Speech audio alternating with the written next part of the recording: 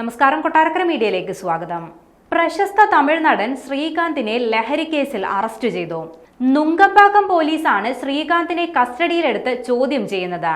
നടനെ ഇപ്പോൾ നുങ്കമ്പാക്കം പോലീസ് ചോദ്യം ചെയ്തു വരികയാണ്. മയക്കുമരുന്ന് കടത്തിന് അറസ്റ്റിലായ മുൻ AIADMK അംഗം ശ്രീകാന്തിന് മയക്കുമരുന്ന് നൽകിയിട്ടുണ്ടെന്ന ആരോപണത്തെ തുടർന്നാണ് അന്വേഷണം ആരംഭിച്ചത്. അന്വേഷണം ഇപ്പോഴും പുരോഗമിക്കുകയാണ്.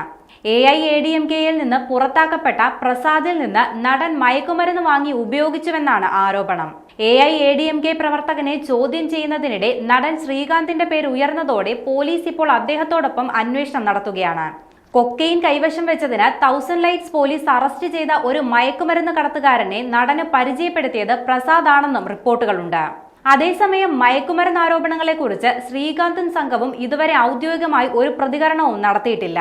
പോലീസ് ഇപ്പോഴും അന്വേഷണം തുടരുകയാണ്. മെഡിക്കൽ പരിശോധനാ ഫലങ്ങൾക്ക് ശേഷം കൂടുതൽ വിവരങ്ങൾ പങ്കുവെക്കുമെന്നും പോലീസ് വ്യക്തമാക്കി.